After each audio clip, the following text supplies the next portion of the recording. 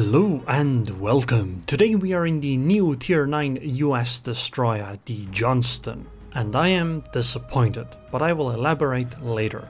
My first impression of the ship was great. It's a Fletcher, but better. I like the Fletcher, but it's mediocre these days because your guns aren't that useful anymore compared to all of these newfangled ships that exist. Back when we only had Japanese and US destroyers, they were great, but nowadays there's pretty deadly gunboats, etc. around, so your guns just aren't that great. But this is where the Johnston would come in to shine, right? Because you have SAP instead of AP. You didn't barely use that AP anyway, so this SAP is pretty good. It does more damage than HE. It can't start fires, but it's still pretty good. And you have burst fire.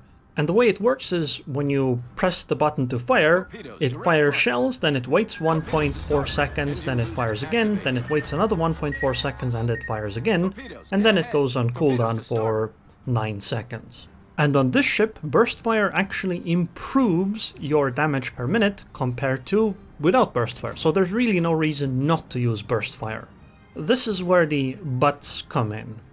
You see, for some reason the Johnston gets a worse reload than regular Fletcher. Just base HE damage per minute on the Johnston is 120,000, which is actually even less than the Benham, for example.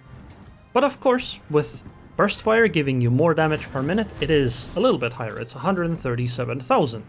And since SAP is another 38% more damage on top of that, although no fires, it adds up to about 190,000 damage per minute, which is pretty good until you look at other ships in the same tier, or really, because you're tier 9, you're going to be facing tier 10s and 11s, those. Compare this to the Fletcher that has 161,000 damage per minute. This is about 15% less than what the Johnston gets with SAP. With HE, well, the Fletcher is just better. And then there are ships like the Östergötland, which I don't think you consider a gunboat, but has 177k HE DPM. In case anyone's wondering though, mathematically you get about 15% more damage per minute on the Johnston when you burst fire compared to not burst firing. Although when I tested it, I actually got about 20% increase, but maybe it was just a bad test. Of course, burst fire has some value on its own because it makes all the damage up front, or almost up front. And so you might be able to sink a ship before it gets to shoot in return, or you might get behind an island or something like that. You see this a lot with cruisers, especially with citadel hits, but I think it's a lot less valuable on a fast-firing destroyer like this compared to the cruiser examples, because, well, you're compressing 7.5 seconds of firing into 2.5 seconds of firing. Compare this to like cruisers where something like Condé compresses like 15 seconds of firing into 1.5 seconds of firing. Or even Annapolis compresses like 11 seconds into 2.5 seconds. It's just more valuable on the cruisers because the compression factor is much larger. And the other problem is that, well, these are American shells, American destroyer shells. They are extremely floaty. Shooting beyond like 5 to 6 kilometers, well, okay, maybe more like 7 to 8 kilometers, it's just very hard to hit targets that are maneuvering. But you know what?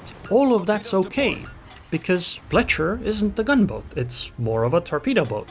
So just play the Johnston as a torpedo boat and use the extra firepower that you have when you do end up in a fight like against the Benham. Sure, your torpedoes do 17,900 damage instead of the 19k that Fletchers do, but they do have 13.5 kilometer range, so in a way you might even say that they're better. But I missed a critical detail. I did not notice initially, with my first impression, that the torpedo cooldown on the Johnston is 170 seconds compared to the Fletcher's 104. It's an extra minute of cooldown. An extra 63%. This is a significant drop in how many torpedo launches you can do in a match. And because of that, I don't think you can actually play Johnston as a primarily torpedo destroyer. And that's why I am disappointed with the ship, because I don't think it's going to be much of a gunboat, and I don't think it's going to be much of a torpedo boat either. Not to mention that, well, I would have expected something like a zombie heel, like a Nustrashimi or a Lushun, from the lore that Johnston has. I think the closest ship on paper to the Johnston would actually be the Kitakaze, and the Johnston does not compare favorably to her.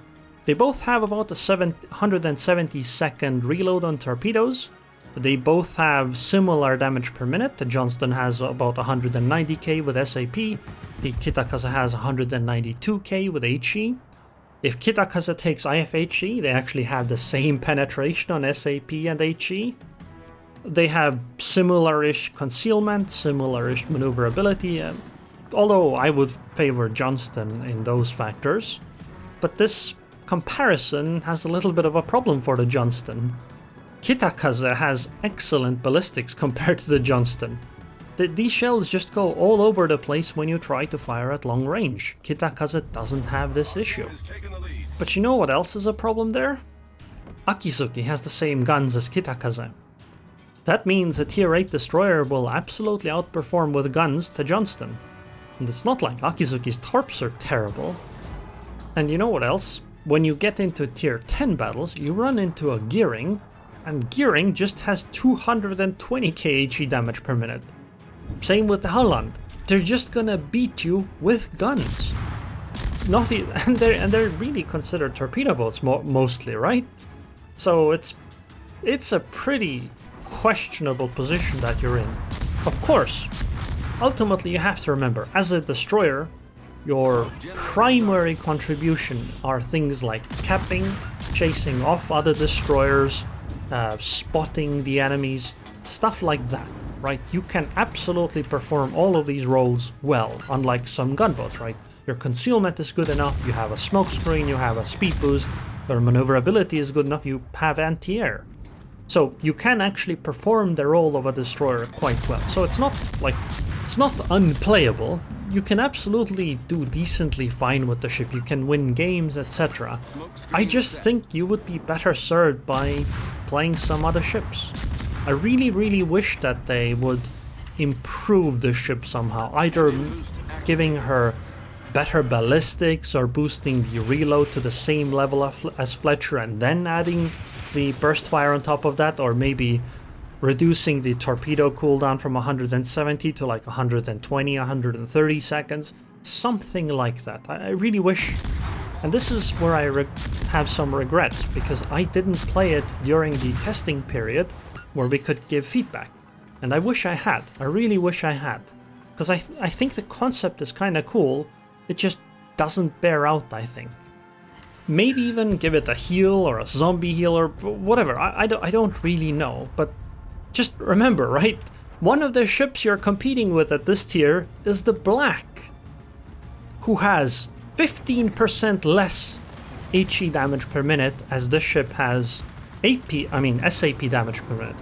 The Black actually has more HE damage per minute. But also, she has a radar! The Black has a radar, and you know what else she has? She has a 96-second reload on torpedoes. Sure, the torpedoes are slow, but she can launch almost twice as many sets of torpedoes. And again, she has a radar! Now, all of the complaining aside though, I want to show you something that the Johnston is really good at.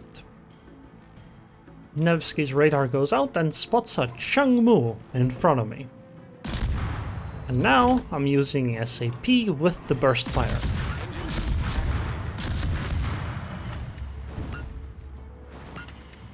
And we did a nice 6,300 damage in just a few seconds at the start.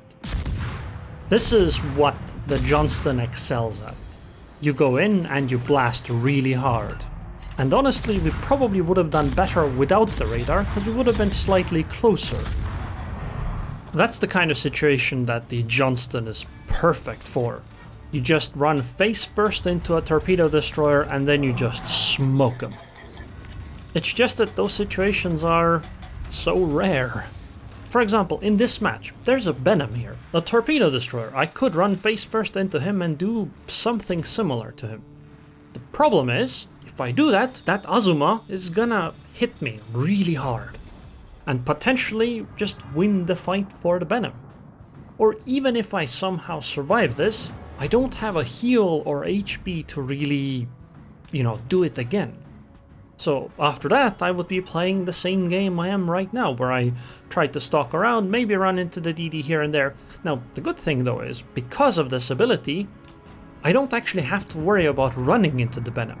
I can just do my thing, and Venom has to avoid me rather than the other way around. But if you're in a tier 10 battle, well, then it's kinda more up in the air. While you might have good burst, a gearing is gonna out-damage you in an actual 1v1 fight. And so will many other tier 10 destroyers. Or God forbid you run into something like a Friesland. But I want to emphasize this again. You are a destroyer, a reasonable destroyer. So your primary strength is not in really just deleting someone with torpedoes, using your guns extremely effectively. It is staying alive, taking caps, forcing enemies to position in a different way. Basically being annoying to the enemy team and dealing with cap zones. That's where your strength lies. And Johnston does that quite well. It's just not the most fun way of playing the game. It's a lot more fun to just spam shells and torpedoes and whatnot at enemy players. Ooh, few guys dead. That's nice. We should have won this side of the map. The enemy might have all 3 cap zones, but we have so many more points. Also, another thing that Johnston is pretty good at is fighting cruisers. Although mostly with SAP. This is one of the super cruisers though, so I want to get a fire on him. And the burst fire, one other thing it's nice for, it actually has some nice quality of life. Because one of the things that gets annoying with fast firing destroyers is having to just constantly spam the button or to hold it down. With this, you just have to click once every 7.5 seconds or something like that, and you will just keep shooting, which is good. You do have to keep your aim on point though.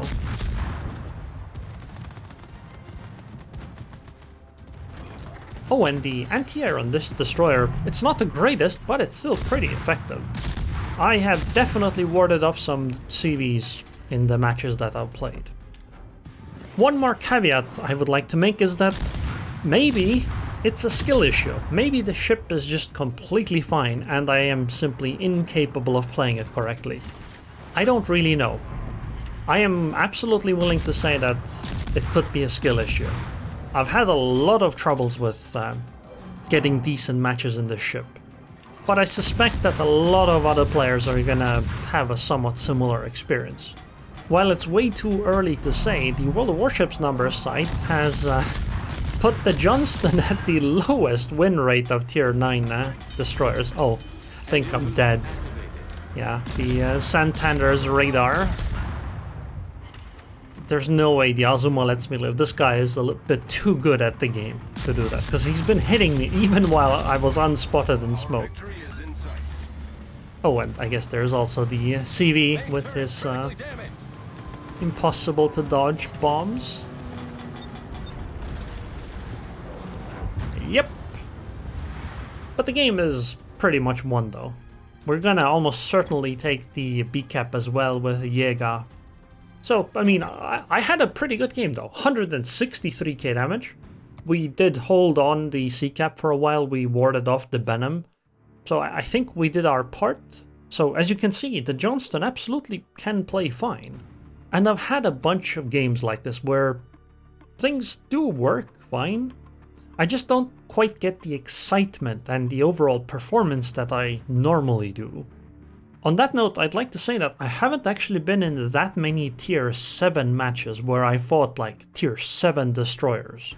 So part of it could also be that I just got some unlucky matchmaking, because while I've played like 24 games, you know, it's not that many.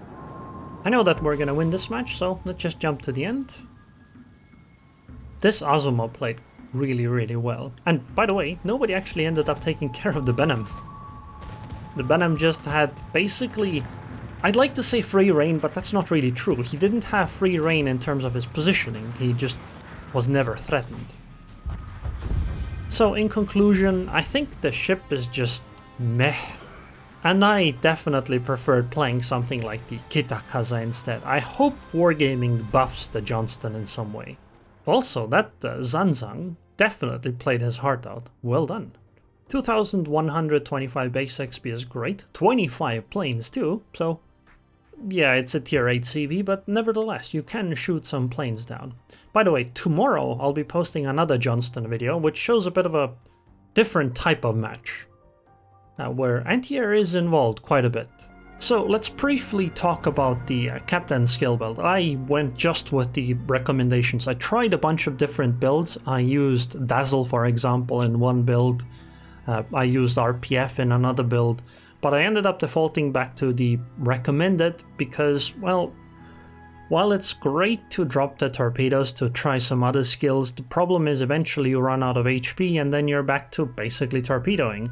And your torpedo reload is just so long, and buffing torps in some way ends up being, I think, more valuable.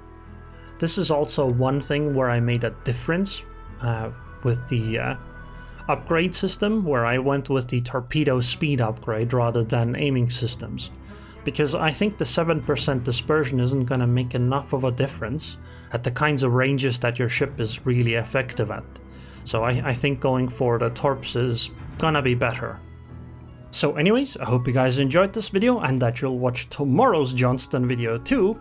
I would like to thank the patrons on Patreon. Thank you very much for your continued support, and I hope I'll see you guys next time.